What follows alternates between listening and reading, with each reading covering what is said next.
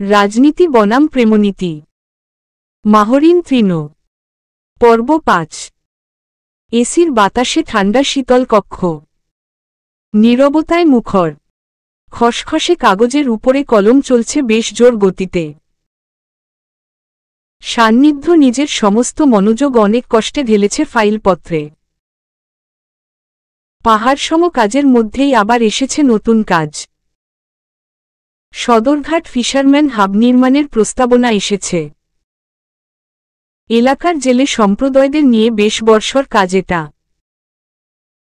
মাছ ধরার কয়েকশো ট্রলার, বালার নৌকা, বরফ সরবরাহ ও বিপণনের সুব্যবস্থা করতে উপরিমহল হতে এসেছে বিশেষ জোরদার।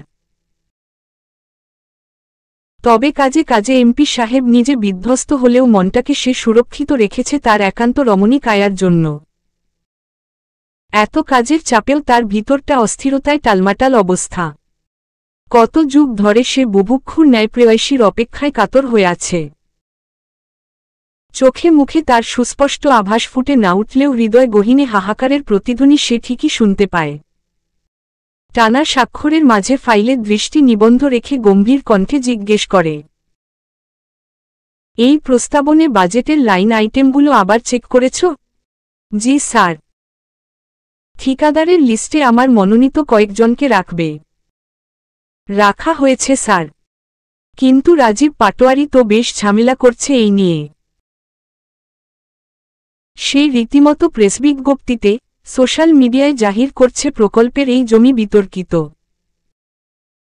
একটা মহল এই নিয়ে বেশ তোড়জোড় শুরু করেছে। I don't care. এই প্রকল্প দিয়ে ৫০০ পরিবারের রোজগার জুটবে। ফাইলটা এখানে রাখো, আমি প্রধানমন্ত্রীর অফিসে পাঠাবো।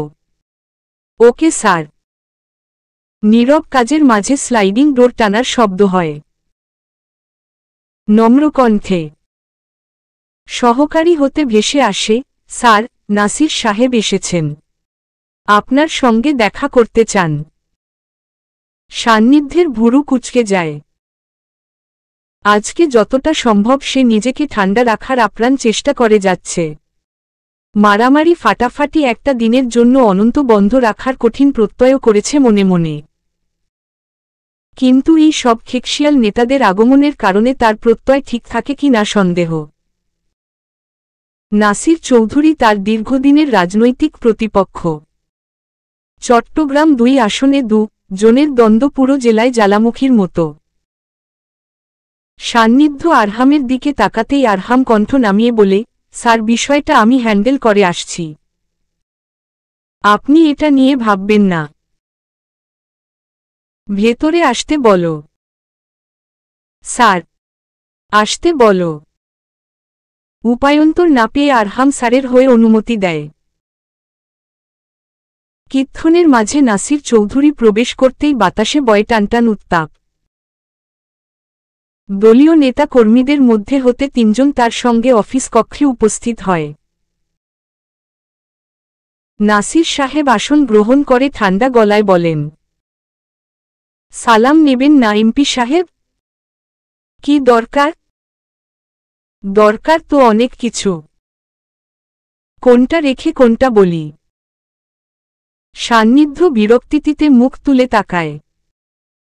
কলম থামিয়ে স্থির দৃষ্টিতে তাকিয়ে বলে, যে কোনো একটা বলুন।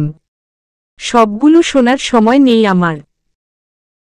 তোমার লোকজন গতকাল আমার কর্মীদেরকে পিটিয়ে হাসপাতালে ভর্তি করেছে। এটা কিসের রাজনীতি? রাজনীতি? আপনার লোকজনই তো আমার পিছনে লেগেছে। নাসির চৌধুরীর চোখ লাল হয়ে উঠে। কর্কশ গলায় তেড়ে উঠে বলেন, মিথ্যে অভিযোগ। তুমি চট্টগ্রামকে নিজের জমিদারি ভাবো? পুলিশ প্রশাসন সব কিনে রেখেছ?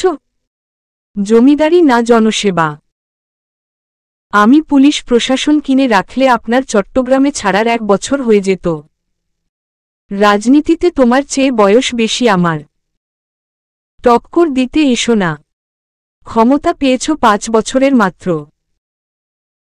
এর মধ্যে ২ বছর প্রায় শেষ। আছেই আর ৩ বছর, তারপরে কিন্তু এত জবান ফুটবে না। আমার কর্মীদের গায়ে হাত আমি বরদাস্ত করব না। খেলা না জানলে খেলতে আসবেন না। রাজনীতি করবেন, মার খাবেন না, এই ভাবনা ভুলে যান। আপনার লোক আমার লোকদের মেরেছিল গত মাসে। কালকে তারা সুযোগ পেয়েছে, মেরেছে। আর কিছু? নাসির চৌধুরীর চোখে আগুনের রেশ দেখা যায়। চোয়াল শক্ত হয়ে উঠে গর্জিত সুরে বলেন, এমপি সাহেব, বেশি বাড়াবাড়ি করো না। একদম ঘাড় ভেঙে মাটিতে মিশিয়ে দিতে সময় নিব না। আমার দিকে আঙুল নামাও, এখনো সময় আছে। 5 বছর কিন্তু এই গদিতে বসে পূর্ণ করতে দিব না।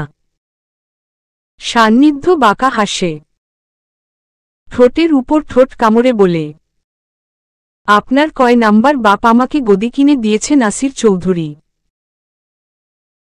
না মানে জানতে ইচ্ছে হচ্ছে, আপনার কোনের বাপের গদিতে আমি বসে আছি?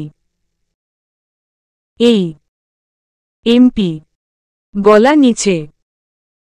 আমার কার্যালয়ে এসে আমার সাথে গলাবাজি করবে না। আমি চাইছি না তোমার হাড়গোড় আলাদা করতে। আজকে আমার জন্য ভালো দিন। ভালো থাকতে দাও। বের হও। এসব নাকে কান্না করতে আসবে না নেক্সট টাইম থেকে। নাসির চৌধুরীর সঙ্গে থাকা পোষ্যগুলো ফুঁসে উঠতেই আরহামের চোখের রাঙানিতে দমে যায়। উত্তপ্ত কণ্ঠস্বর ভেদ করে বলে, মোটেও এই ভুল করবে না। এক পা সামনে আগাবে তো স্যারের অনুমতির আগেই পা ঝুলিয়ে হাতে ধরিয়ে দিব। নাসির চৌধুরী হাতমুঠো করে টেবিলে করাঘাত করে উঠে দাঁড়ান। আঙুল উঁচিয়ে সান্নিধ্যের সামনে ক্রুব্ধ কণ্ঠ উগরে দিয়ে বলেন, তোর বাপকে এই নাসির চৌধুরী দমিয়েছে। একদম ফাঁকা মাঠে গোল দিয়েছে। তুই সেই কুত্তার বাচ্চা হয়ে আমাকে শাসিয়ে যাস? আমাকে চিনতে এত ভুল? সান্নিধ্য চুপ করে বসা ছেড়ে উঠে দাঁড়ায়। নাসাপথে তার দীর্ঘ শ্বাস বায়। এ জীবনে তার আর ভালো হওয়া হবে না।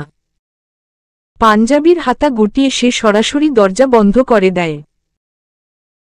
অতঃপর নাসির চৌধুরীর সম্মুখ এসে দাঁড়িয়ে শান্ত চোখে তাকিয়ে সপাটে একখানা গালে থাপ্পড় বসিয়ে দেয়। আকস্মিক থাপ্পড়ে নাসির চৌধুরী হতবিহ্বল হয়ে ওঠে। গালে হাত দিয়ে বিস্ফোরিত নেত্রে তাকাতেই সান্নিধ্য ধারালো চোখে তাকিয়ে বলে, বাপ ডাকবে আমাকে চৌধুরী? আজকে একটু শাসন করলাম বাপ হয়ে, পরবর্তীতে বেত্রাঘাত করব। নাসির চৌধুরী 2 কদম পিছিয়ে যান। গালে লাল হাতের ছাপ স্পষ্ট হয়ে গেছে ইতিমধ্যে। সান্নিধ্যের দিকে দৃষ্টি রেখে সে বিক্ষুব্ধ মনে পকেট হতে রুমাল বের করেন। বাম হাত দিয়ে গালমুখ মুছতে মুছতে বলেন, হিসেব বাকি রইল এমপি। এই অপমান চৌধুরী ভুলবে না। আপনি হিসাবের খাতা খুলতে থাকুন, আমরা আছি। সমস্যা নেই। আরহামের ঠান্ডা স্বরের জবাবে নাসির চৌধুরী নির্নিমেষ তাকিয়ে থাকেন। সঙ্গে থাকা জাফর ভারী কণ্ঠে বলেন, স্যার চলুন, দেখা হবে পরে। দরজা খুলে হনহনিয়ে বেরিয়ে যান নাসির চৌধুরী। স্ফুলিঙ্গের ন্যায় জ্বলতে থাকা মুখরেখায় সে নীরবে কঠিন বার্তা দিয়ে যান। এদিকে এমপি সাহেবের আজকে এত ঠান্ডা মেজাজ দেখে আরহাম দ্বিরুক্তি না করে সরাসরি জিজ্ঞেস করেন, স্যার আপনি আজকে কিছুই করলেন না? সুস্থ শরীরে নাসির চৌধুরী বেরিয়ে গেল। কালকের কাটা হাত এখনো ঠিক হয়নি আমার। আজকে ফর্মে ফিরলে আবার কাটত। স্যার মেডিসিন আনব? No need. এসির পাওয়ার বাড়িয়ে দাও। সান্নিধ্য নিজের চেয়ার টেনে শরীর এলিয়ে বসে চোখ বন্ধ করে নিজেকে ক্রমাগত শান্ত করার প্রয়াস চালিয়ে যায়। মোধারালো মুখরেখায় ভিতরটা তার দগ্ধ হচ্ছে। একটা থাপ্পড়ে তার আয়েশ মেটেনি। সময় করে সে আবারও নীরব অভিযান চালিয়ে আয়েশ মিটিয়ে নিবে। ভাই, ভাবি আসছেন। সান্নিধ্য এক নিমিষে চোখ খুলে ফেলে। জ্বলন্ত চোখ দুটো তার দপ করে নিভে যায়। শেহরিন আসছে? অবিশ্বাস্য দৃষ্টিতে তাকাতেই আসিফ ফের ব্যস্তস্বরে বলে, রিমনের সাথে এসেছে। কোথায়? নিচে। আপনার কাছে আসছেন। আচ্ছা, তোমরা যাও। আরহাম স্যারের সামনে হতে স্বাক্ষরিত ফাইলগুলো দ্রুত তুলে চলে যায়। এমপি সাহেব ৩৬০ ডিগ্রি এঙ্গেলে পুরোপুরি ঘুরে গিয়েছেন। একটু আগের এমপি সাহেব আর বর্তমানের এমপি সাহেবের মাঝে বিস্তর ফারাক। শেহরিন ম্যাডাম কি জাদুবিদ্যায় পারদর্শী, নাকি স্যার নিজেই অদৃশ্য মায়াজালে পেঁচিয়ে গিয়েছেন? সদুত্তর খুঁজে পায় না আরহাম। আসিফ জনে চলে যেতেই সান্নিধ্য টেবিলে রাখা কাচের গ্লাসের পানি একদমে শেষ করে ফেলে। নিজেকে যথাসম্ভব নিয়ন্ত্রণ রেখে হাতের কেটে যাওয়া অংশটা ঢাকার জন্য মেডিকেল স্কচ টেপ লাগিয়ে নেয় ড্রয়ার হতে। আসব। সান্নিধ্য দৃষ্টি তোলে না সম্মুখ দরজা পানে। হাতের স্কচ টেপটা ঠিকঠাক লাগিয়ে নিতে নিতে স্নিগ্ধ কামিনীর কণ্ঠস্বরে মাতো হয়ে বিড়বিড় করে বলে, আপনার জন্য পারমিশন শব্দটা উৎখাত করা হল। সবসময়ের জন্য সর্বজায়গায় উন্মুক্ত। শুনতে পাচ্ছেন? ভিতরে প্রবেশের অনুমতি কি পেতে পারি? আসো। শেহরিন তীক্ষ্ণ দৃষ্টিতে সান্নিধ্যের পানে তাকিয়ে ভিতরে প্রবেশ করে।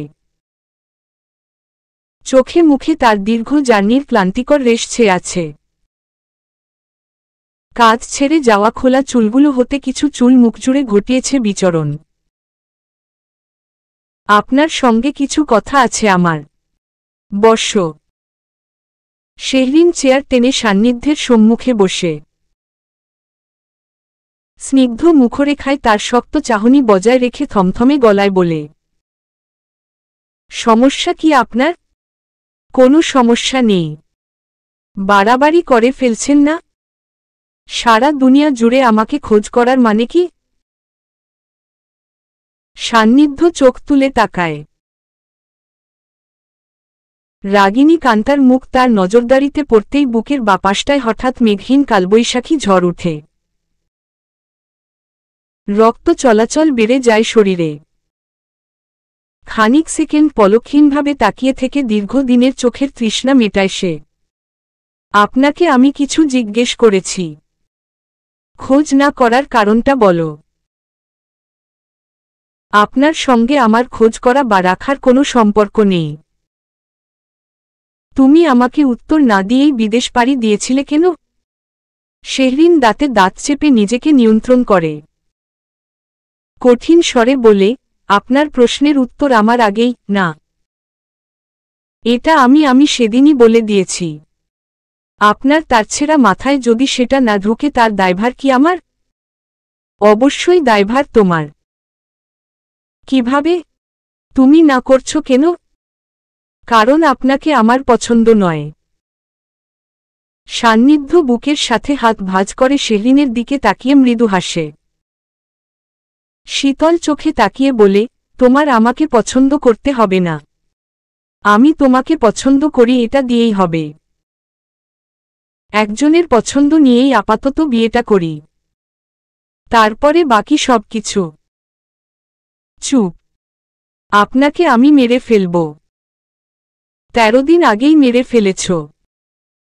ভুল হয়েছে, আসার সময় একটা স্টিক সঙ্গে আনা উচিত ছিল। আপনার মাথায় বাড়ি দিয়ে ভূত নামাতাম আর এই অফিস ভেঙে চুরমার করে দিতাম। মাথা হতে ভূত নামবে না এটা শিওর। বাট এই অফিসের সবকিছু সরকারের। ক্ষতিপূরণ নিজের পকেট থেকে দিতে হবে, এইটুকুই just. But I'll manage it. Shehrin রাগে দগ্ধ হয়ে ওঠে। মুখ জুড়ে তার লাল আভা ছড়িয়ে পড়েছে। সে পারছে না এমপি সাহেবকে হাতে মারতে। বড় বড় চোখে তাকিয়ে বলে, বেশি বাড়াবাড়ি মোটেও ভালো না। আপনি অতিরিক্ত করে ফেলছেন।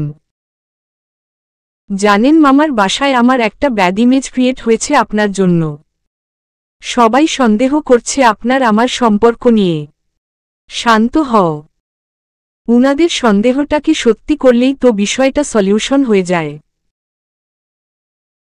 আপনি নিজের প্রতি এত আত্মবিশ্বাস কিভাবে আনেন বলবেন প্লিজ? মানে আপনার যাকে পছন্দ হবে তাকেই আপনার চাই, যাকে পছন্দ করেছেন সে চাইছে কি না, না চাইছে সেটা দেখার সময় নেই, তাই না? আত্মবিশ্বাস আমার বরাবরই একটু বেশি থাকে নিজের প্রতি। তার উপরে তুমি আজকে আমার কার্যালয়ে নিজে হতে এসে আরও বাড়িয়ে দিয়েছ। আমি বাধ্য হয়ে এসেছি আপনাকে সতর্ক করতে। শখ করে মোটেও নয়। কি সতর্ক? দেখুন আপনাকে আমি ভালোই ভালো বলছি, এসব পাগলামি বন্ধ করুন। আমি রাজনীতি মোটেই পছন্দ করি না। পুরো চট্টগ্রাম জুড়ে অনেক মেয়ে আছে, তাদের ভিতর হতে কাউকে পছন্দ করে বিয়ে করে ফেলুন।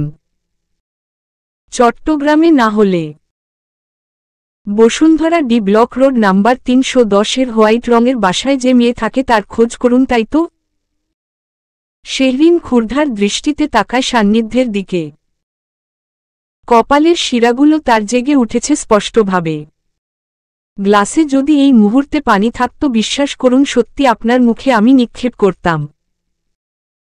সান্নিধ্য হাতের ভাঁজ ছেড়ে পাঞ্জাবির হাতা গুটিয়ে ঘড়িতে এক পলক সময় দেখে নেয়। শান্ত কণ্ঠে বলে, সেজন্য পানি আমি আগেই খেয়ে ফেলেছি। কি করলে আপনি আমার পিছু ছাড়বেন? বিয়ে করলে। ট্রাস্ট মি শেহরিন, যদি বিয়ে করতে রাজি হও তাহলে তোমার পিছু একদম ছেড়ে দিব। আর কখনো তোমার পিছু নিব না আমি। মালয়েশিয়া, ইন্দোনেশিয়া, হংকং যেখানেই যাও না কেন মোটেও চিরুনি অভিযান চালাবো না। শেহরিন হাতমুঠো করে চেপে ধরে নিজেকে দমায়। আর কত রাগ তুলবে সে? এই লোককে আর কিভাবে বললে বুঝবে সে?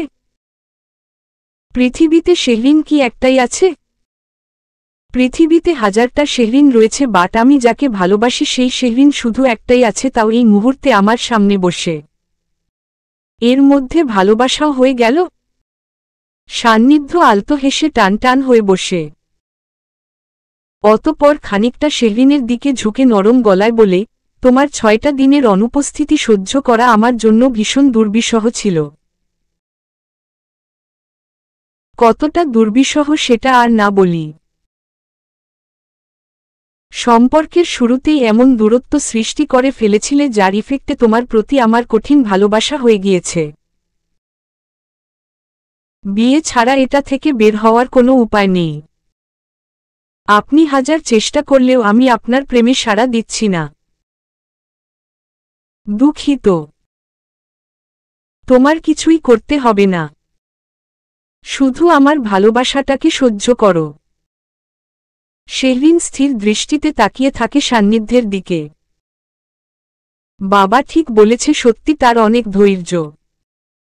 না হলে এতক্ষণ ধরে সে এই ব্যক্তির সামনে কিভাবে বসে আছে? আপনাকে বুঝিয়ে লাভ নেই, যা খুশি করুন আপনি। তবে শেহরিন ও তার কথা হতে সরবে না। একটু বোঝার চেষ্টা করো। নাটক সিনেমার মতো নায়ক হয়ে তোমার পিছনে যে একটু ঘুরঘুর করে মানানোর ট্রাই করব, ওইটুক সময়ও আমার হাতে নেই। আমার হাতে মাথায় ভীষণ কাজের চাপ। এই যে কাগজ ফাইলগুলো দেখছো, এগুলো সব আমাকে দেখতে হবে, কনফার্ম করতে হবে। 101টা বাজেট আর প্রস্তাবনা, সঙ্গে তো মিটিং মিছিল আছেই। তুমি প্লিজ মেয়েদের ধর্ম হতে একটু ব্যতিক্রম হও। এক কথায় রাজি হয়ে গিনেস বুকে রেকর্ড করো। আমি শিওর তোমার থেকে অনেক মেয়েরাই অনুপ্রেরণা পাবে। এতই যখন কাজের চাপ, তখন আপনাকে বিয়ে কেন করতে হবে? বিয়ে ম্যান্ডেটরি কাজ। আমার হক আছে তোমার প্রতি। শেহরিনের কান ঝাঁঝরা হয়ে ওঠে।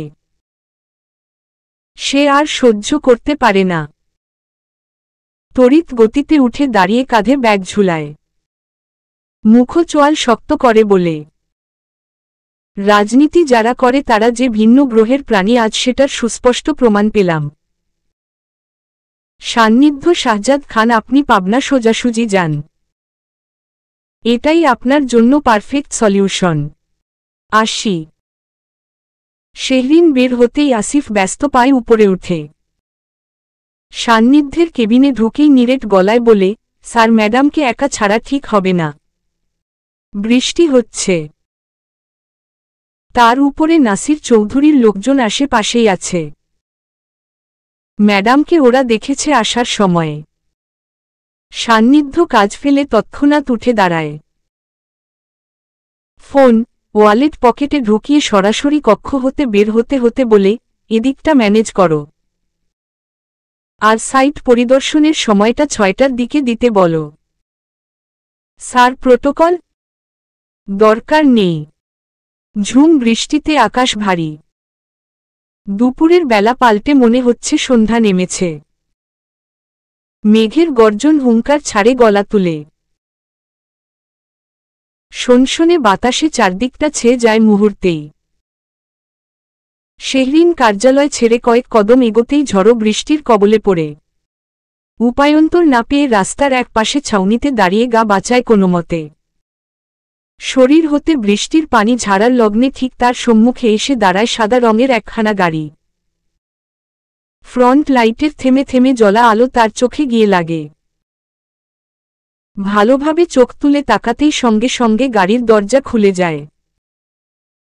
উঠো। ভ্রুদয় বাঁকা হয়ে আসে শেহরিনের। ঠোঁট নাড়িয়ে বিড়বিড় করে উচ্চারণ করে, এমপির ঘরের এমপি আমি, আমার বাসা চিনি। আমার কিসের দায় পড়েছে গাড়িতে উঠা? উঠতে বলেছি। আপনার কি বিবেকবুদ্ধি সব লোপ পেয়েছে? এত কথা হয়ে যাওয়ার পরেও পিছু ছাড়ছেন না। গাড়িতে উঠে যা খুশি বলো। আমি শুনছি। প্লিজ আমাকে আমার মতো ছাড়ুন। আমার কোনো প্রয়োজন নেই হেল্প নেওয়ার। এদিকের এরিয়াটা ভালো না। একা একা যেতে পারবে না। আমি পারবো যেতে, আপনাকে এত ভাবতে হবে না। শেহরিন জেদ করো না। আমাকে আবার ফিরতে হবে। রাজনীতি নিয়ে তোমার খারাপ ধারণা থাকতে পারে, বাট মানুষ নিয়ে নয় আশা করি। এই মুহূর্তে তোমার সেফটিটা আমার কাছে গুরুত্বপূর্ণ। শেহরিন দৃষ্টি শিথিল করে সান্নিধ্যের সিরিয়াস ভঙ্গিমায় বলা কথায়।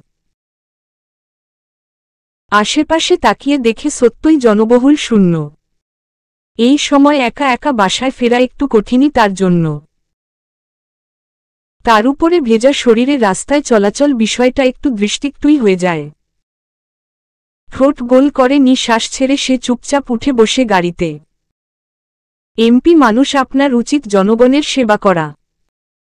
আমি বিপদে পড়েছি তাই আপনার থেকে সাহায্য নিয়েছি। অন্য কিছু না ভাবলে খুশি হব। সান্নিধ্য কোনো প্রত্যুত্তর করে না। স্টিয়ারিং ঘুরাতে ঘুরাতে সামনের দিকে দৃষ্টি রেখে ঠোঁটের কোণে ক্ষীণ হাসি ফুটিয়ে তোলে। বৃষ্টির ধারায় মন তার এখন শান্ত। মরুভূমির উত্তাপ অবশেষে ক্ষান্ত হয়ে পশলা বৃষ্টির দেখা দিয়েছে। পাশে রেখেছে তার বুকে ঢেউতোলা খরস্রোতা নদীকে। যে নদী অশান্ত, উত্তাল, সহজে বাঁক নেয় না তার পানে। পিছালা বৃষ্টি ভেজা রাস্তায় সাই সাই করে গাড়ি ছুটে যায়। ওয়াইপারের ক্রমাগত উত্থান পাথানে বৃষ্টির ভারী কণাগুলো কাচের গা লেপটে নিচে নেমে আসে। শেহরিন নীরব চাহনিতে সেদিকে তাকিয়ে দেখতে থাকে একমনে। অন্যদিকে একটু পরপর মিরর পানে তাকিয়ে লুকিয়ে ছাপিয়ে দেখে যায় তাকে সান্নিধ্য। এই মেয়েটাকে হাজার দেখলেও হয়তো তার দেখার পিপাসা মিটবে না। মন চায় সারাক্ষণ তাকিয়ে থেকে দেখতে। কিন্তু এমপি সাহেবের কপাল দুর্ভেদ্য। না আছে সময়, না আছে প্রেয়সীর অনুমতি। দিকেই জোড়াতালি। খানিক সময় পেরোতেই ঝুম বৃষ্টির বেগ একটু কমে আসে। খুলশি প্রবেশ করতে করতেই শেহরিনের চোখ যায় বাজারে সারি সারি ফুলের দোকানগুলোতে। হলুদ বাল্বের আলোতে লাল টুকটুকে গোলাপ, দোলনচাপা, রজনীগন্ধা অপরূপ সাজে সেজে উঠেছে। তাকালেই যেন চোখ জুড়িয়ে যায়। শেহরিনের মাথায় হঠাৎ দুষ্টু বুদ্ধি খেলে। এমপি সাহেবের দিকে এক পলক তাকিয়ে সে বাঁকা হাসে। ব্যাটাকে জব্দ করার সে একটা দারুণ উপায় পেয়েছে। দম টেনে সে নিজেকে ধাতস্থ করে পরিষ্কার কণ্ঠে বলে, শুনুন জনগণের এমপি সাহেব, একটু গাড়ি দাঁড় করান। কেন? আমার একটা জিনিস কিনতে হবে। সান্নিধ্য গাড়ি স্লো করতে করতে জিজ্ঞাসু দৃষ্টিতে তাকিয়ে বলে, কি? আমার কিছু ফুল কিনতে হবে। দয়া করে একটু উপকার করুন। টাকা দিচ্ছি, কিছু ফুল কিনে এনে দিন। পিচ রঙের গোলাপ ফুল। ন্যাচারাল হেয়ার অয়েল বানাবো। সান্নিধ্য গাড়ি থামিয়ে শেহরিনের দিকে তাকায়। শেহরিন মুখরেখা শক্ত রেখে বলে, পারবেন না? আচ্ছা, আমি যাচ্ছি। কিনতেই হবে? হ্যাঁ। সান্নিধ্যের ঘাম ছুটে যায়। প্রথমত ফুলের দোকানে লোকসমাগম বেশ, দ্বিতীয়ত সে তাড়াহুড়োতে সঙ্গে মাস্কটাও আনেনি। এভাবে পাবলিক প্লেসে সবার মাঝ হতে গোলাপ ফুল কেনাটা যে তার পক্ষে ভীষণ কঠিন একটা কাজ, সেটা এই মেয়েকে বুঝাবে কি করে সে? হাজার হোক যে ট্যাগটা এখন তার সাথে লাগানো, সেটা উপেক্ষা করে সাধারণ একটা কাজ করলেই নিউজে ছড়াছড়ি হয়ে যাবে। শেহরিন সান্নিধ্যের অবস্থা দেখে মুখ টিপে হাসে। মনে মনে বলে, বুঝো ব্যাটা, প্রেম করার শখ কত! আর প্রেম করতে চাইবি? আজকের পর থেকে মাথা থেকে শেহরিন ভূত এমনি এমনি নেমে যাবে। পুলিশ প্রোটোকল নিয়ে চলা এমপি সাহেব নাকি যাবে বাজারের মাঝে ফুল কিনতে। আচ্ছা, বুঝতে পেরেছি আপনি পারবেন না। আমিই যাচ্ছি। ওয়েট, থাক, এত কষ্ট করতে হবে না। হাজার হোক মান সম্মানের ব্যাপার। আপনি কি আর আমাদের মতো সাধারণ মানুষ নাকি? আপনি হচ্ছেন চট্টগ্রামের ডন। সান্নিধ্য শেহরিনের চোখ মুখের উচ্ছ্বসতা দেখে তার চালাকি আলগোছে ধরে ফেলে। ঠোঁট চেপে কিছু সেকেন্ড ভাবনা শেষে সিটবেল্ট খুলে চুপচাপ নেমে যায় গাড়ি হতে। অতঃপর বৃষ্টি মাথায় করে সে সরাসরি চলে যায় ফুলের দোকানগুলোতে। শেহরিনের চোখের সঙ্গে সঙ্গে মুখও এক লহমায় হা হয়ে যায়। এমপি সাহেবের ফুল কিনতে যাওয়ার বিষয়টা তার কাছে অবিশ্বাস্য লাগে। তার পুরোপুরি ধারণা ছিল উনি যাবেন না, যাওয়ার কথাও নয়। কিন্তু সান্নিধ্য যথাসম্ভব দ্রুত পায়ে এসে দাঁড়ায় ফুলের দোকানে। আশেপাশের মানুষ তার দিকে উজবুকের ন্যায় তাকিয়ে থাকলেও সেদিকে বিশেষ একটা নজর দেয় না সে। পকেট হতে ওয়ালেট বের করতে করতে হ্যাংলা পাতলা ছেলেটাকে বলে, সবগুলো গোলাপ কত? MP sir. ভাই, ডাকাডাকি পড়ে করিস। গোলাপগুলো তাড়াতাড়ি দে। স্যার, আরার দোয়ানত আইছিন। বিত্তাফুইন সব ফিরা। সান্নিধ্য 1000 টাকার নোট হাতে ধরিয়ে দিয়ে বলে, বিত্তাফুইন সব ফিরা হলে ব্যবসা করা লাগবে না। স্যার, আতো শর্টিয়া দাম। রাখো ব্যাটা। এক ঝাঁক গোলাপ হাতে নিয়ে সান্নিধ্য দোকান হতে বের হয়ে যায় দ্রুত পায়। কিন্তু চোখের দৃষ্টি তার ঠিকই পড়ে কিছু ক্যামেরাবন্দি লোকের দিকে, যারা তার ছবি এমনকি ভিডিও মুঠোফোনে ইতিমধ্যে তুলে ফেলেছে। সান্নিধ্য শতভাগ নিশ্চিত কালকের গরম সংবাদ হিসেবে খবরের কাগজে প্রকাশিত হবে, বৃষ্টির দিনে চট্টগ্রাম 2 আসনের সংসদ সদস্যের দেখা পাওয়া গেল গোলাপের দোকানে। কেউ হয়তো রসিয়ে রসিয়ে প্রকাশ করবে, কে সেই নারী যার কারণে বৃষ্টিতে ভিজে ফুল কিনলেন এমপি সাহেব? ভার্সিটিতে গিয়েছিলে? শেহরিন কক্ষে যাওয়া পথে থমকে দাঁড়ায়। হাত দ্বারা ব্যাগ চেপে সে ঘুরে তাকায় একসঙ্গে বসা মামি এবং মনিকা আন্টির দিকে। কঠিন প্রশ্ন, এই প্রশ্নের উত্তর দেওয়া তার পক্ষে আরও কঠিন। বাসায় প্রবেশ পথেই যার কারণে সে মনে প্রাণে চেয়েছিল এই 2 জনের একজনের সঙ্গেও যেন দেখা না হয়। একজনের সঙ্গে হলেও আরেকজনের সঙ্গে যেন কোনোভাবেই না হয়। কিন্তু দুর্ভাগ্য 2 জনের সঙ্গেই হলো দেখা। গিয়েছিলে? না মামি। কোথায় গিয়েছিলে? একটা কাজ ছিল। কাজ? জি। মনিকা আন্টি যৎকিঞ্চিত ঠোঁট প্রসারিত করে হাসে। পায়ের পা তুলে ভর দুপুরে চায়ের কাপে চুমুক টেনে বলে, আজকাল এমপি সাহেবের সঙ্গেও তোমার কাজ থাকে? তাও সেটা ভার্সিটি মিস দিয়ে। বাহ, ভালো তো। শেহরিনের আত্মা শুকিয়ে এক লহমায় খা খা করে ওঠে। মুখরেখা হয়ে যায় পাংশুটে বর্ণের। যে ভয়টা সে আসার সময় হতে পেয়ে এসেছিল সেটাই সত্যি হল। তাও এমন মানুষের চোখে পড়েছে যে তার অঘোষিত প্রতিদ্বন্দ্বী। ব্যাপারটা সেরকম কিছু নয় আন্টি। আমি আসলে ওনাকে থাক এক্সপ্লেইন করতে হবে না অনিভা। এগুলোর সময় আমরাও পাড়ি দিয়ে এসেছি। কিন্তু এটা মানতেই হবে তোমার বেশ দম রয়েছে। চট্টগ্রামে আসার 1 বছর হলই না, এর মাঝেই চট্টগ্রামের এমপির সঙ্গে কতদিনের সম্পর্ক তোমাদের? মামি, উনার সঙ্গে আমার কোনো সম্পর্ক নেই। শাহিদা বেগম বাঁকা হেসে সোফায় খানিকটা হেলান দিয়ে হাতমুঠো করে তাকান শেহরিনের দিকে। তেতো কণ্ঠস্বরে বলেন, সম্পর্ক নেই, কিন্তু তোমাকে সে বাসায় ড্রপ করে দিয়ে যায়। তুমি তার কার্যালয়ে যাও। তোমার খোঁজ করতে সে কক্সবাজারে লোক পাঠায়, ঢাকায় যায়। উল্টো বুঝো দিতে চাইছো আমাদের? শোনো অনিভা, শাক দিয়ে মাছ ঢেকে কোনো লাভ নেই। অন্তত আমাদের সামনে তো আরও নয়। তবে তোমার প্রশংসা না করে পারছি না সত্যিই। দেখে দেখে পুকুরের বড় মাছটাই একদম ধরে ফেলেছ। শেহরিন বিস্ময়ঘেরা চোখে তাকিয়ে থাকে দুজনের দিকে। এদের জাজমেন্টাল ক্যাপাসিটি এত যে লো, এটা তার জানা ছিল না।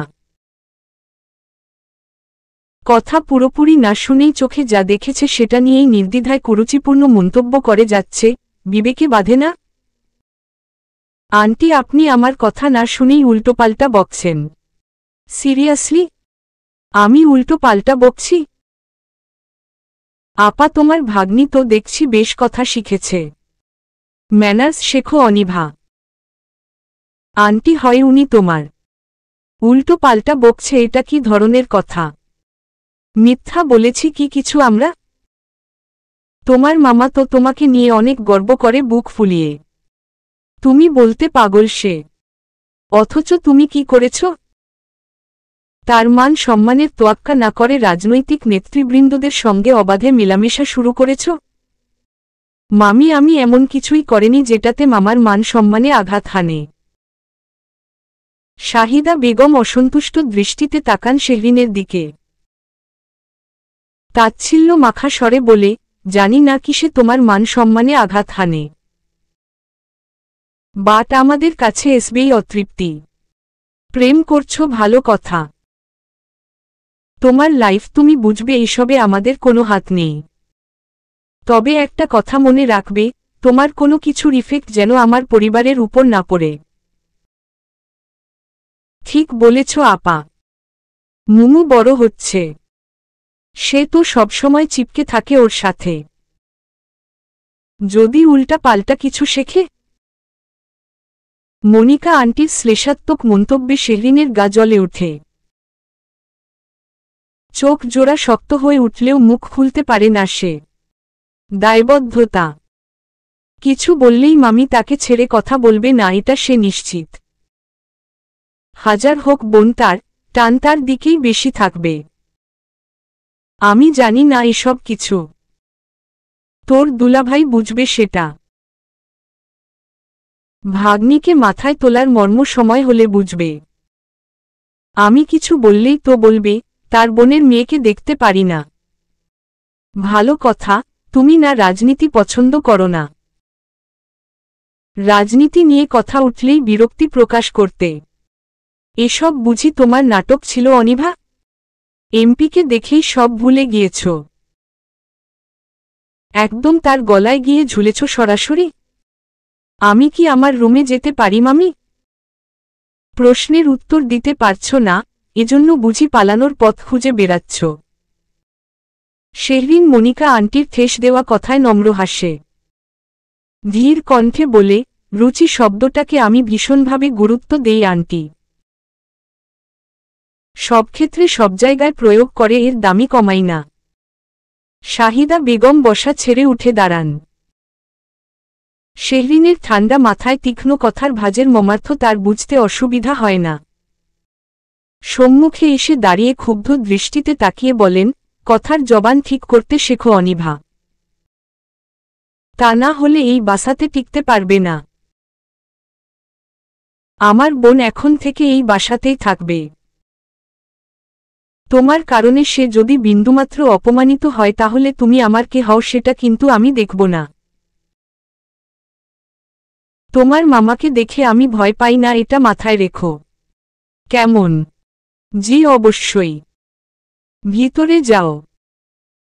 শেহরিন অনুমতি পেতেই চুপচাপ নিজ কক্ষে চলে যায়।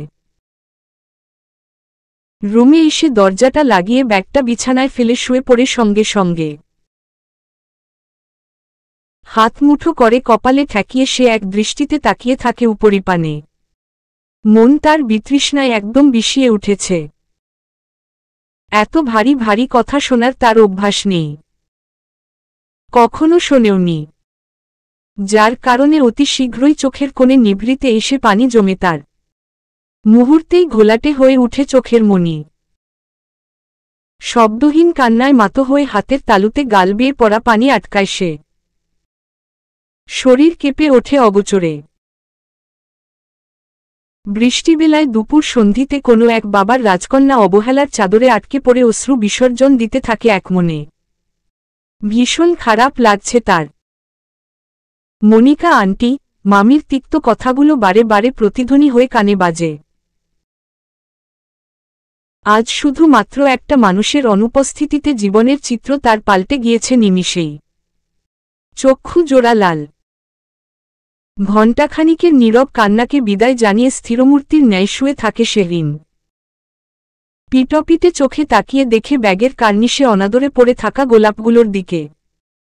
পিচ রঙা গোলাপ, সুগন্ধি রেশ ছড়িয়ে চারদিকটা জুড়ে। এক হাত বাড়িয়ে সে ব্যাগ হতে একগুচ্ছ গোলাপ হতে একটা গোলাপ বের করে আনে হাতে। নির্নিমেষে চোখে তাকিয়ে দেখে নেতিয়ে পড়ে পাপড়িগুলোর দিকে। ভাগ্য ভালো গোলাপগুলোর দিকে নজর পড়েনি দুজনের। পড়লে হয়তো এতক্ষণে এই নিয়ে ঝড় উঠে যেত। প্রত্যাহিক নিয়মানুসারে বাবার কল আসে দুপুর বেলাতে। ফোনের স্ক্রিনের পানে উকি দিয়ে দেখে শেহরিন।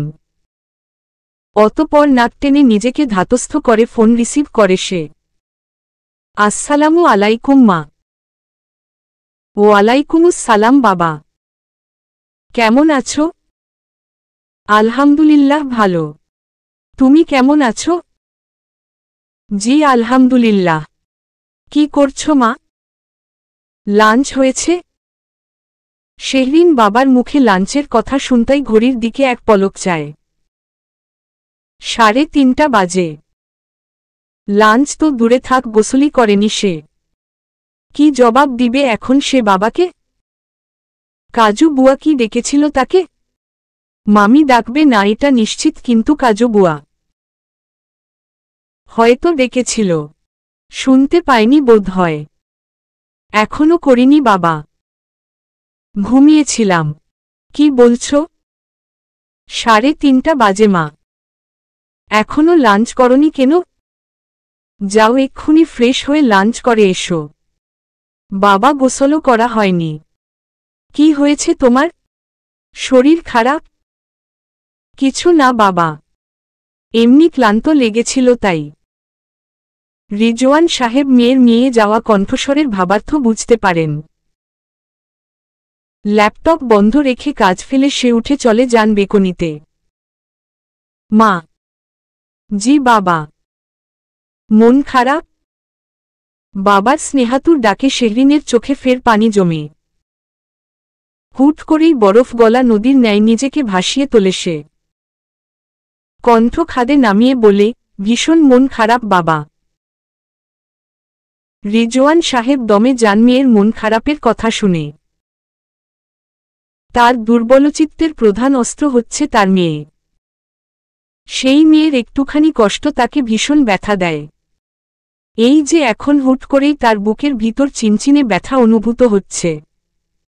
কিন্তু মেয়ের কাছে এই সব কিছুই তার অপ্রকাশিতব্য। ভুলেও তা উন্মোচিত করেন না। কি হয়েছে মা? বাবা, চট্টগ্রামে আসাটা মনে হচ্ছে ভুল ডিসিশন ছিল। আমার জন্য ঢাকাই ঠিক ছিল। তুমি কেন আমাকে এখানে পাঠালে? তোমার কাছে ভুল ডিসিশন মনে হচ্ছে? হ্যাঁ। মা, কেন তোমার এমনটা মনে হচ্ছে একটু ক্লিয়ার করে বললে বাবার বুঝতে সুবিধা হতো। শেহরিন গোলাপের পাপড়িগুলো এক হাতে ধীরে ধীরে ছাড়াতে থাকে। ভেজা চোখে সেদিকে দৃষ্টি নিবন্ধ রেখে নরম গলায় বলে, আমার এখানে ভালো লাগছে না বাবা। মনে হচ্ছে ছুটে তোমার কাছে চলে যাই। তোমার কি ভার্সিটি বা থাকা নিয়ে কোনো সমস্যা হচ্ছে? আমার জীবনটাই সমস্যার কেন্দ্রবিন্দু হয়ে দাঁড়িয়েছে। সবকিছু মিলিয়ে মনে হচ্ছে আমার এখানে সারভাইভ করা কঠিন বাবা। আমি গেস করে বলছি, বাট নট শিওর। তুমি কি কারো কথায় কষ্ট পেয়েছ মা? নির্বাক হয়ে যায় শেহরিন। হাতের কার্য থেমে যায় তার। ধারালো কথার বাণে সে সত্যি জর্জরিত। ভিতরে ভিতরে তিক্ত বা কটু কথার অভ্যস্ততায় সে নিজেকে খাপ খাইয়ে নিতে পারে না কোনোভাবেই। আর তার এই নীরবতায় রিজওয়ান সাহেব বুঝে নিন উত্তর। মেয়ে কি সে বিধ্বস্ত হয়েছে? কেন তার সারভাইভ করা কঠিন হয়ে যাচ্ছে? এসবের পিছনে বাকযুদ্ধটাকেই কারণ হিসেবে বিবেচিত করেন। তবুও নিশ্চিত হতে কোমল গলায় বলেন, আমি কি উত্তর হ্যাঁ ধরে নিব মা? হু। আলগোছে চোখ বন্ধ করে নেন রিজওয়ান সাহেব। মেয়ের কষ্টটাকে অনুধাবন করে ছোট করে নিঃশ্বাস ছেড়ে বলেন, জন্মের 2 মাস আগে তোমার দাদুভাইকে হারিয়েছিলাম। আর তোমার দাদিমাকে হারাই 7 বছর বয়সে। অনাথ আমি। কোনো কুল কিনারা নেই। উপায় না পেয়ে চাচাদের সংসার থেকে অনেক কষ্টে মানুষ হই। ধীরে ধীরে যত বড় হতে থাকি, নিজ চোখে মস্তিষ্কে অনুভব করি অন্যের সংসারে বাস করতে হলে কতটুকু নিজেকে মাটিতে মিশিয়ে রাখতে হয়, কত কথা অবহেলা হজম করতে শিখতে হয়। আমি 3 বেলাতে শুধু ভাতই হজম করতাম না, কথাও হজম করতাম। দিন শেষে আমি বাস্তব জীবনের অভিজ্ঞতা হতে বুঝতে সক্ষম হই মানুষ কোন জায়গাটায় আসলে আত্মতৃপ্তি বা সবচেয়ে বেশি খুশি হয়। কোথায় সেটা? একটা মানুষ যখন অপর একটা মানুষকে কথার যুদ্ধে হারিয়ে দেয় তখন সে বেশি আনন্দিত হয়, সবচেয়ে বেশি আত্মতৃপ্তি পায় সেখানেই। এজন্যই কিন্তু বলা হয় অস্ত্রের চেয়ে কথার আঘাত ভয়ানক। এক্ষেত্রে মানুষ তোমার ফুটবল জিনিসগুলোকে অস্ত্র হিসেবে ব্যবহার করবে। তোমাকে ভাঙতে অনেক অপ্রয়োজনীয় কথা বলবে। কারণ তার মূল টার্গেট তোমাকে হারানো আর নিজের তৃপ্তি নিবারণ করা। যদি সম্ভব হতো তাহলে আমি ওই মানুষগুলোকে বলতাম আজেবাজে কথা দ্বারা আমাকে না ভেঙে গায়ে হাত তুলুন। 2 চড় থাপ্পড়ে মনের খায়েশ মিটিয়ে নিন। তাও প্লিজ নোংরা কথাগুলো ইগনোর করুন। আমরা মানুষ বড় অদ্ভুত মা। আমরা কখনোই এটা বুঝব না। আমরা নিজেদের আত্মতৃপ্তির জন্য যা খুশি বলতে পারি, যা খুশি করতে পারি। It have no limits. Boundary cross করে যাব তবুও থামব না। কথা হজম করে নেওয়া অনেক বড় একটা গুণ, এটা আমি মানি। কিন্তু কিছু ক্ষেত্রে চুপ থাকা উচিত নয়। তবুও তোমাকে আমি বলবো, তুমি যদি তোমার জায়গায় সঠিক থাকো তাহলে সমস্ত কিছু মাথা হতে ঝেড়ে ফেলো। যদি সেসব মানুষদেরকে তুমি গুরুত্ব দিতে না চাও তবে তাদের কথাগুলোকেও গুরুত্ব দিও না। তাদেরকে একটা আলাদা সাইড হিসেবে বিবেচনায় রাখো, যাদের হতে তুমি কখনো ভালো কিছু আশা করো না। তাদের চোখে আমি শুল বাবা। কারো চোখে তুমি শুল হবে, কারো চোখে হবে পদ্মফুল। এটাই জগতের নিয়ম। শেহরিন বাবার কথায় কান্না জড়ানো মুখরেখায় মৃদু হাসে। নিস্তেজ স্বর ভেদ করে বলে, দাদুভাই দাদিমা মারা যাওয়ার পরে তোমার জীবনে শুধুমাত্র ডলি বুবু ছিল লাকি চার্মো হিসেবে। অ্যাট দ্য সেম প্লেস আমার জীবনে তুমি লাকি চার্মো বাবা। আমি তোমাকে ছাড়া পারতাম না নিজেকে এভাবে বুঝাতে। রিজওয়ান সাহেব মেয়ের মনে মেঘকাটার সম্ভাবনা দেখে মুখে সন্তুষ্টির হাসি ফোটান। স্নেহময় কণ্ঠে বলেন, হ্যাঁ, এটা আমি প্রতিনিয়ত মানি। আজকে আমার এই অবস্থানের পিছনে ডলি ফুয়াম্মার অবদান অনস্বীকার্য। তবে আমি আমার মায়ের ক্ষেত্রে যদি লাকি চার্মো হয়ে থাকি তাহলে তার সর্বোপরি ভালো থাকাটা আমি আমার সর্বোচ্চটা দিয়ে নিশ্চিত করব। শফিকের সঙ্গে আমি রাতেই কথা বলে তোমার জন্য আলাদা বাসার ব্যবস্থা করছি। থাকতে পারবে কি মা? সাবলেট? সাবলেটের মতোই, যেহেতু তুমি একা ফ্ল্যাটে থাকতে পারবে না। বাবা, আমি ভার্সিটির হলে উঠতে চাই। ফার্স্ট ইয়ারে হলে সিট পাবা না মা। সিট পেতে পেতে সেকেন্ড ইয়ার হয়ে যাবে। আর হলে থাকাটা তোমার জন্য একটু কঠিন হয়ে যাবে।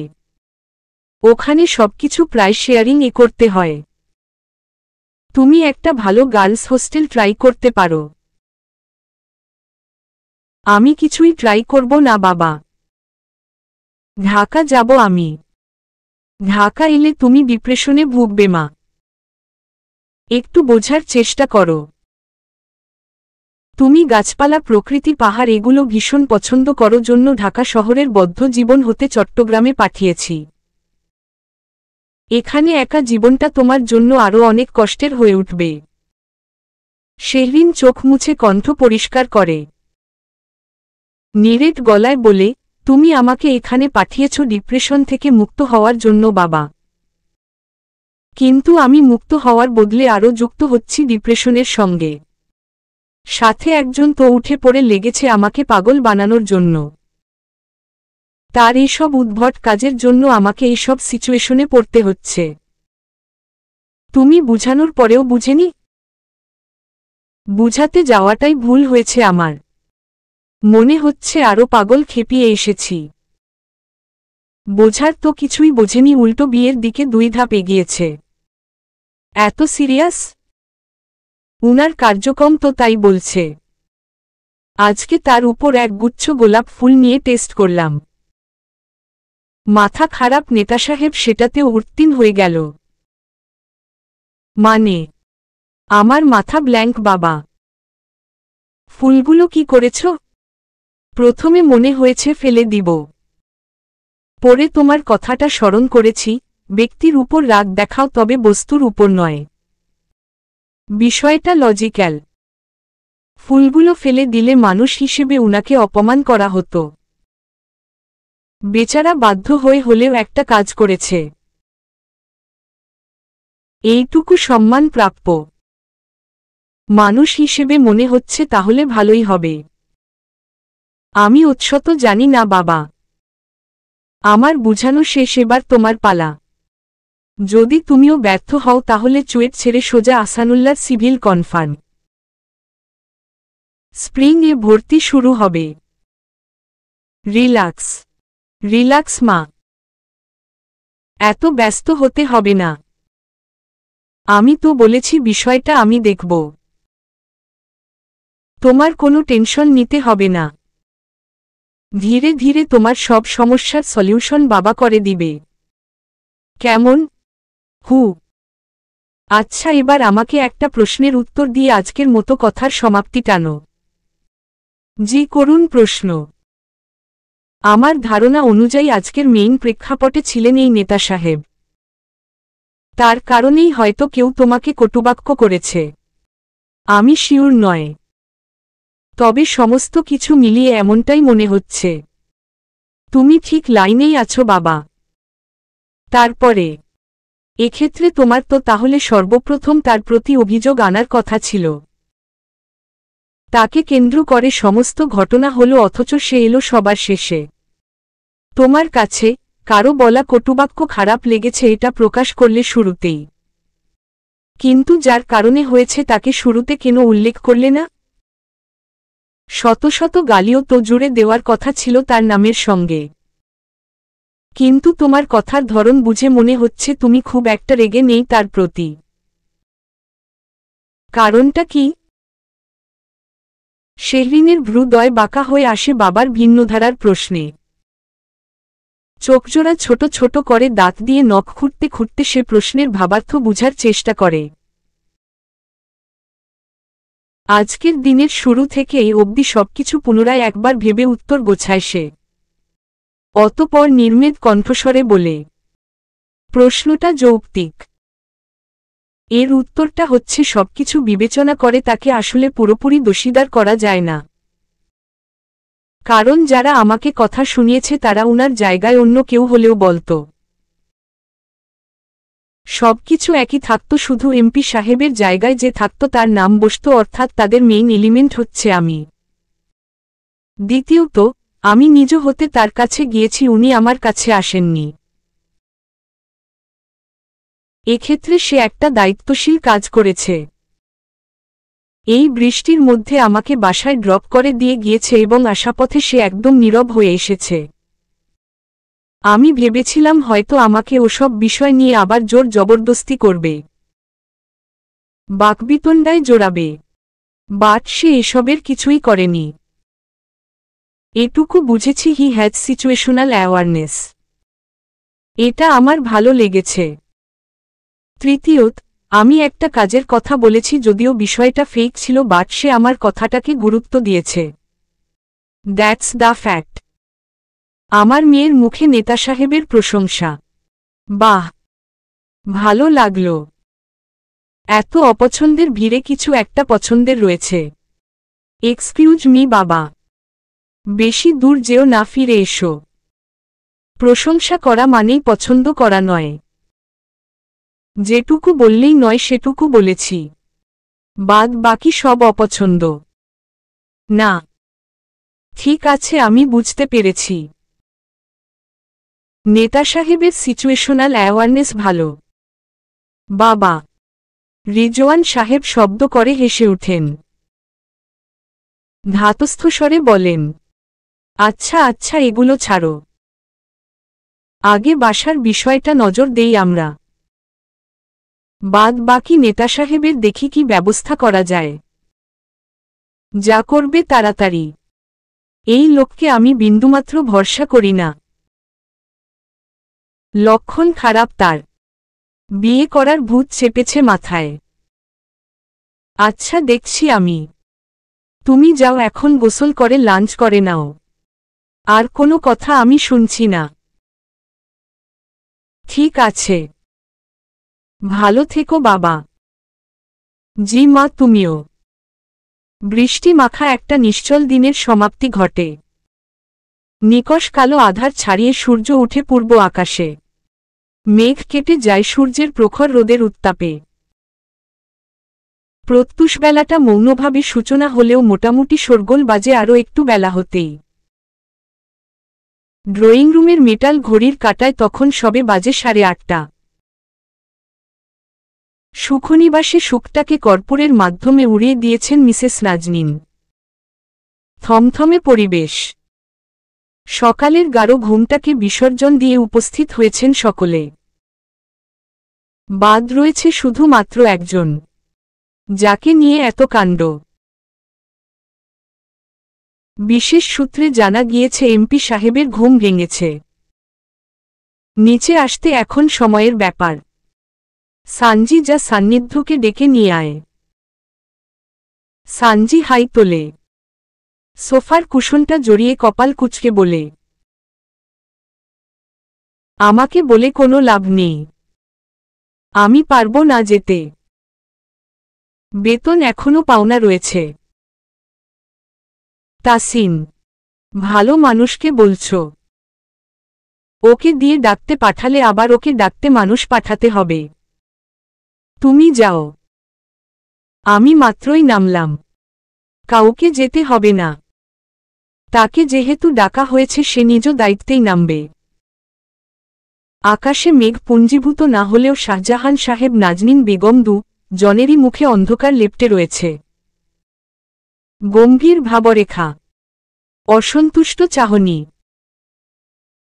তাসিন মামপটে পানি খাওয়া থামিয়ে দাদা দাদুর অবস্থা দেখে জোরগলায় বলে, বাবা আজকে আমি স্কুলে যাব না। কেন রে বাপ? কোন দুঃখে তুই স্কুলে যাবি না? দাদুমণি ও সানিকে বকা দিবে সেটা দেখতে হবে না? সব সময় তো আমিই বকা খাই, তোমরা দেখো। আমার কি দেখতে ইচ্ছে করে না? সরফরাজ ছেলের দিকে তাকিয়ে ঠান্ডা গলায় বলেন, একটা দিনও কি বাহানা না দিলে চলে না বাবা তোর? সবকিছুর সঙ্গে তোর স্কুলকেই কেন জোড়াতে হবে? চাচ্চু বলেছে পড়াশোনার চেয়ে বিয়েতে মজা বেশি। চাচ্চুর কথা শুনতে হয় না। উহু, এই একটা কথা শুনতে হয়। আমি পড়াশোনা করব না, স্কুলে যাব না, মিসের কাছে পড়ব না। লাঠি আনব? তিথির চোখ রাঙানিতে তাসিন মুখ লটকে ফুমুনির কোলে গিয়ে লুকায়। কিছুক্ষণ পর চোখ তুলে তাকিয়ে জোরগলায় বলে, ইও সানি এসেছে। সবাই একযোগে সিঁড়ির পানে তাকায়। অপেক্ষার অবসান ঘটে। এলোমেলো চুলে গায়ে কালো রঙের টি শার্ট জড়িয়ে নিচে নামে এমপি সাহেব। চোখজোড়ার সঙ্গে সঙ্গে মুখরেখাও তার বেজায় শান্ত। আজকেও তার কাঁচা ঘুমে ব্যাঘাত। তবে অন্যান্য দিনের মতো খুব একটা বিরক্তি তার রেশ নেই। আশা মাত্র তাসিনকে ঠেলে সরিয়ে নিজে সে জায়গা দখল করে বসে। ঘুমুজরানো কণ্ঠে বেবি মানকিকে কাছে ডেকে শান্ত গলায় ফিসফিস করে বলে, আর একবার এই নাম ডাকবি তো তোর বাপের নাম ভুলিয়ে দিব। তাসিন প্রথমে কথাটার অর্থ না বুঝলেও পরমুহূর্তেই বোঝা মাত্র চিৎকার করে ওঠে, বাবা তোমার নাম ভুলিয়ে দিবে বলেছে? শাহজাহান সাহেব বিরক্তি ভঙ্গিতে চোখ তুলে তাকান। রূঢ় কণ্ঠে বলেন, কথাবার্তার লাগাম ঠিক করো সান্নিধ্য। এসব কি কথা? আমার ছেলে আমার নাম জীবনেও ভুলবে না, তাই না বাবা? ইও সরফরাজ খান। সবার সামনে ছেলের সরাসরি অ্যাকশনে সরফরাজ বিষম খেয়ে কেসে ওঠে। মান সম্মান তার আর কিছুই রইল না। সানজি কপাল চাপড়ে খুক খুক করে হেসে ওঠে। অপরদিকে বাড়ির গিন্নি তিথি ঝাঝালো স্বর টেনে বলে, তোমার প্রশ্রয়ে একরকম হয়েছে। আচ্ছা এসব বাদ দাও, যেটা বলবে জন্য ডেকেছ সেটা বলো। সান্নিধ্য, হু, খবরের কাগজ পড়ো কি? সান্নিধ্য পায়ের উপর পাতুলে আড়মোড়া ভাঙতে ভাঙতে বলে, টিভিতে হেডলাইন দেখা হয়। খবরের কাগজ পড়ার সময় কোথায়? কেন? মাঝে মধ্যে পড়া উচিত। বিসিএস দিলে পড়তাম। সরফরাজ গলার স্বর টেনে সান্নিধ্যের দিকে শক্ত চোখে তাকিয়ে সিরিয়াস হওয়ার ইশারা দেয়। সান্নিধ্য সেদিকে এক পলক তাকিয়ে বাবার দিকে দৃষ্টিপাত করে বলে, কি হয়েছে? শাহজাহান সাহেব হাত বাড়িয়ে সেন্টার টেবিলে রাখা কয়েকটা খবরের কাগজ হতে একটা তুলে নেন।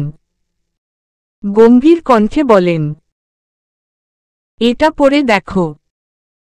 সান্নিধ্যর খবরের কাগজখানা হাতে নেওয়া মাত্র কালকের ঘটনা স্মরণে এসে যায়। রাত অবধি সবকিছু ঠিকঠাক চলাতে ভেবেছিল ইতিহাসে এই প্রথম সে বোধহয় চরম কন্ট্রোভার্সি হতে রক্ষা পেল। কিন্তু ইতিহাস যে পুনরাবৃত্তি ঘটে এটা হয়তো ভুলে গিয়েছিল। কুচকানো কপালে সে খবরের কাগজের দিকে চোখ রাখে। চট্টগ্রাম ২ আসনের সংসদ সদস্য সান্নিধ্য শাহজাদ খানের দেখা পাওয়া গেল ফুলের দোকানে। বৃষ্টিতে ভিজে প্রিয়তমার জন্য নিজ হাতে কিনলেন ফুল। এ সময় ছিল না তার সাথে কোনো পুলিশ প্রোটোকল, কোনো ব্যক্তিগত সহকারী। একান্ত সময় কাটাতে বৃষ্টির মাঝে প্রিয়জনকে সঙ্গে নিয়ে বেরিয়েছেন লং ড্রাইভে। দাপুটে এই রাজনীতিবিদের জীবনে তবে কি খুলেছে প্রেমের অধ্যায়? দিগন্তবেলা ১৪৩২ বঙ্গাব্দ ১৪৪৭ হিজরি ৮ই মে সোমবার সকাল সকাল ৭:৩০। মেয়েটা কি সান্নিধ্য? এজন্যই কি তোমার অন্বেষাকে বিয়ে করতে এত অনীহা? কাজের বাহানা দিয়ে তুমি আমাদেরকে এড়িয়ে গিয়েছ, অথচ ঠিকই। কাজের বাহানা আমি কখনোই দেয়নি বাবা। কাজ আমি ঠিকই করি। তোমার আম্মা জানতে চান মেয়েটাকে?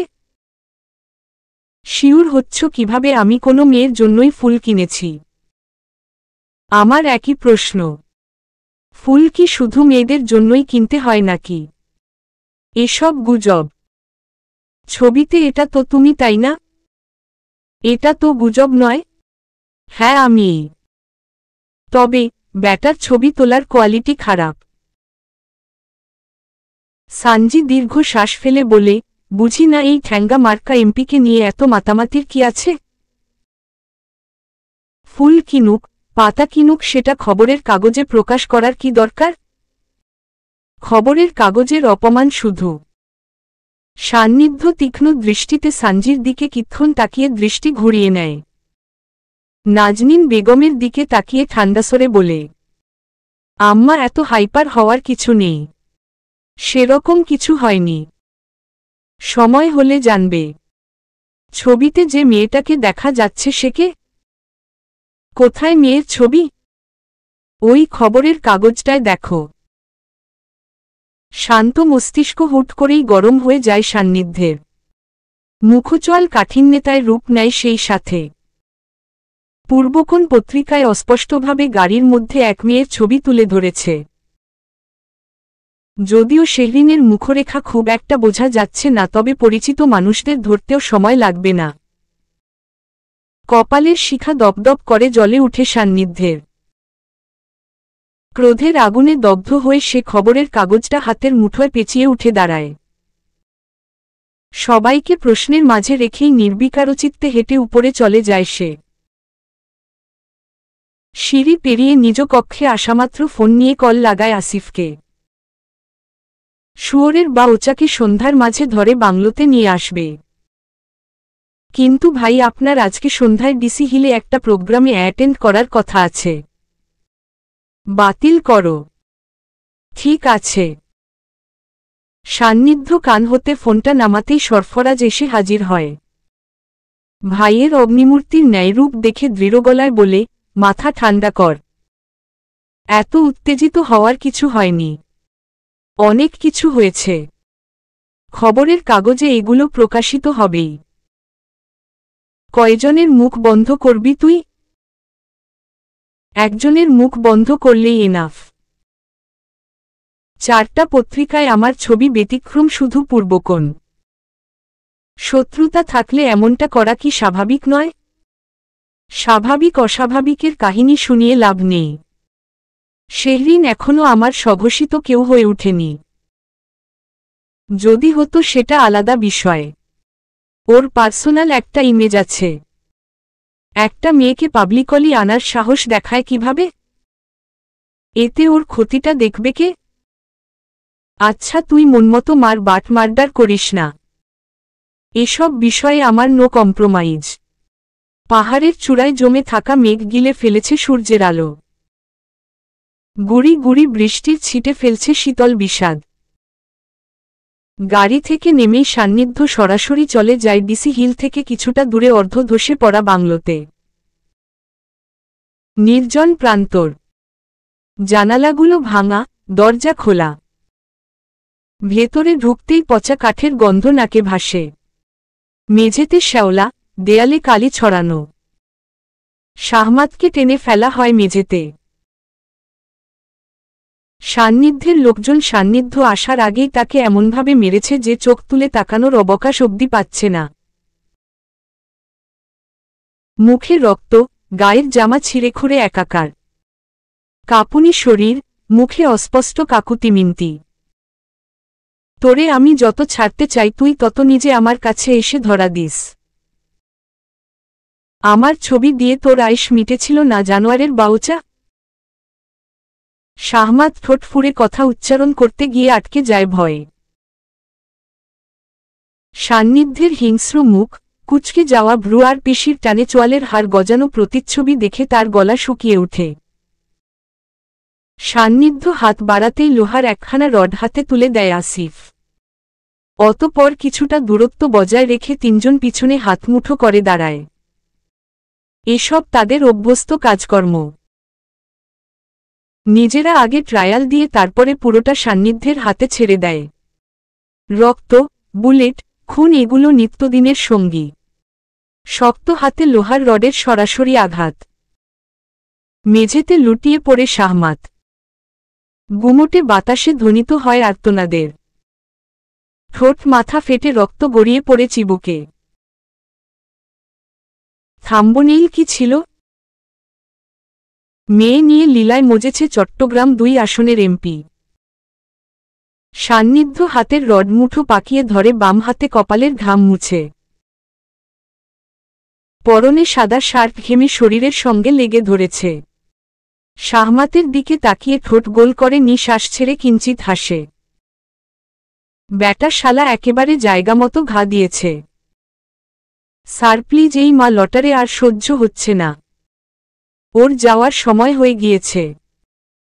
একেবারে শেষ করে উঠেন। প্যান্টের পকেট হতে ধাতব বস্তু বের করে আনে সান্নিধ্য। নিজের ভিতরে ফুঁসে ওঠা ক্রোধকে দমিয়ে শান্ত চোখে শাহমাতের দিকে নিচু হয়ে তাকায়।